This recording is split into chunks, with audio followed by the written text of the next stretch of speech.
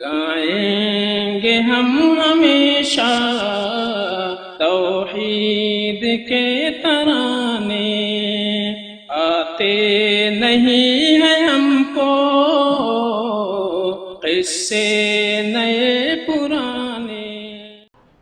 نبی کریم صلی اللہ علیہ وسلم طائف گئے، جب دیکھا کہ ایسا لگتا ہے کہ مکہ کی زمین دعوت و تبلیغ کے لیے بنجر ہو گئی ہے، اب شاید دور دور تک کوئی ایمان نہ لائے، لہذا باہر نکل کر کے دیکھتے، تو آپ طائف گئے۔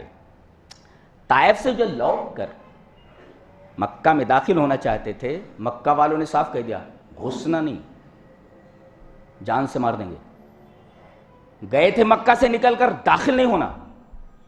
اللہ اکبر، نبی کو مکہ میں داخل نہیں ہونے دیا جا رہا ہے۔ اتنی بڑی دشمنی، جس کو امین و صادق کہتے تو اس کو صرف اس لیے کہ اللہ کی بات کہہ رہا ہے مکہ میں داخل نہیں ہونا۔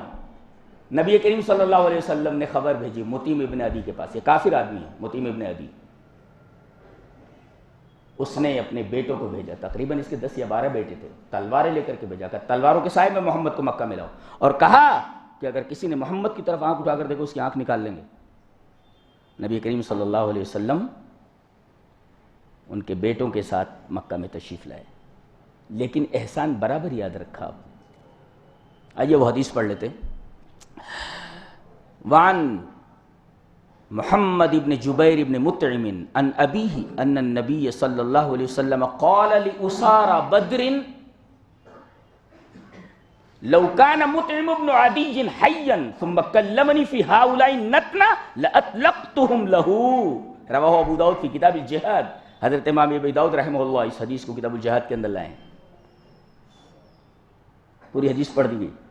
محمد ابن جبیر ابن مطعم اپنے باپ سے روایت کرتے ہیں کہ بدر میں جو قیدی گرفتار ہو کر کے آئے تھے، آج قیدیوں کے ساتھ کیا سلوک کیا جاتا ہے؟ اللہ، اگر قیدیوں کے ساتھ یا اپنے مخالف کے ساتھ کیا سلوک کیا جاتا ہے، قرآن حکیم اٹھا کر کے دیکھ لیجیے، آپ کی روح کب کپا اٹھے گی۔ جادوگر ہیں، ہار گئے ہیں، موسیٰ کے سامنے انہوں نے جتنے کرتب پیش کرنے تھے پیش کر دیے، اور جب موسیٰ علیہ السلام نے اپنی لاٹھی زمین پر ڈالی تو اژدہا بن کر کے ان کے سارے کرتبوں کو نگل گئے۔ وہ سمجھ گئے ہم نے جو پیش کیا وہ فیک، موسیٰ نے جو پیش کیا ہے وہ فیک نہیں ہے بلکہ حقیقت ہے، لہذا سب سجدے میں گر گئے۔ دیکھ رہے ہیں آئے تھے تو کہہ رہے تھے پیسہ ملے گا، ان لنا لاجرا، ارے بولے پیسے کی بات کرتے ہو، لمن المقربین، بڑے بڑے پوسٹ دے دیے جائیں گے۔ آئے تھے تو پیسہ مانگ رہے تھے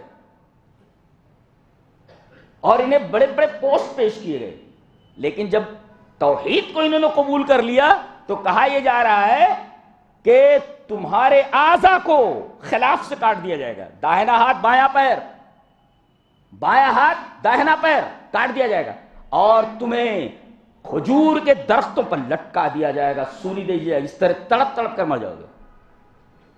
یہ 3rd ڈگری سے بھی زیادہ خطرناک ہے۔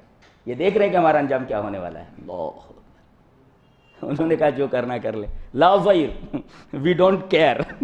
کیا ترجمہ ہوگا لا ظہیر کا؟ We don't care.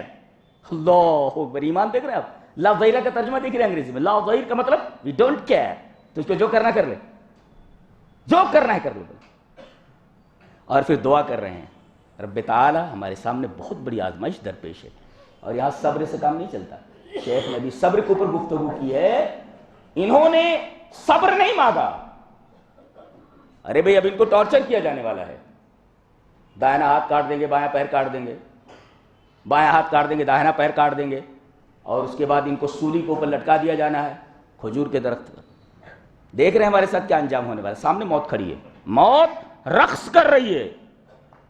آئے تو پیسہ پیش نظر تھا، اور توحید جب دل میں آ گئی تو صرف آخرت پیش نظر ہے، آخرت پیش نظر۔ دعا کر رہے ہیں اللہ صبر نہیں چاہیے، ربنا افرغ علینا صبرا، صبر کا جو مٹکا ہے وہ پانی جس میں صبر کا ہے، اے اللہ وہ صبر کا پانی ہمارے اوپر اڈیل دے۔ صبر نہیں چاہیے اس لیے کہ مرحلہ اتنا سخت ہے کہ وہاں صبر نہیں ہے، بلکہ ضرورت ہے کہ صبر میں نہلا دیا جائے۔ ربنا افرغ علینا صبرن، اے اللہ صبر کے پانی کو ہمارے اوپر اونڈیل دے، ہم صبر کے پانی سے نہا جائیں۔ نہیں کہتے اللہ ہمیں صبر دے، صبر کا پانی ہمارے اوپر پوری طرح اونڈیل دے، اس لیے کہ آزمائش ہو سکتا ہے۔ وتوفنا مسلمین، اور ہمیں موت دینا تو اسلام کے ساتھ۔ اسلام کی اہمیت سمجھ میں آ رہی ہے آپ کو؟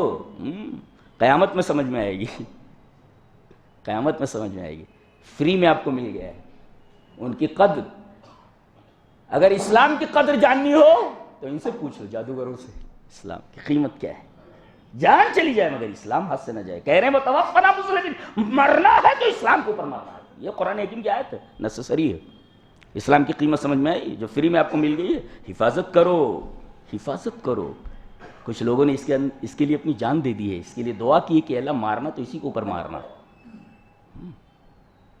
اور حکم بھی ہے، یا ایھا الذین آمنوا اتقوا، نکاح کے اندر بھی پڑھا جاتا ہے، نکاح کے اندر بھی پڑھا جاتا ہے۔ یہ میں بہت دنوں تک سمجھ نہیں پایا کہ نبی کریم صلی اللہ علیہ وسلم یا اس طریقے سے یہ آیات کیوں نکاح میں پڑھی جاتی ہیں۔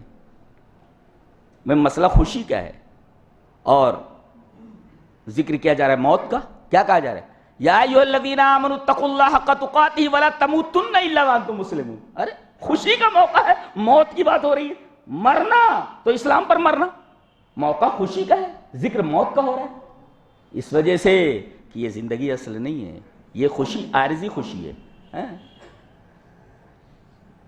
وہ کہتے ہیں نا کہ ایک لڑکی جو ہے رخصت ہو رہی تھی، بہت رو رہی تھی، بہت رو رہی تھی۔ بولے کیوں رو رہی ہے؟ کہاں رو رہی ہے؟ آخری بار رو رہی ہوں، اس کے بعد زندگی میں اس کو رونا ہے جس کے ساتھ جا رہی ہوں۔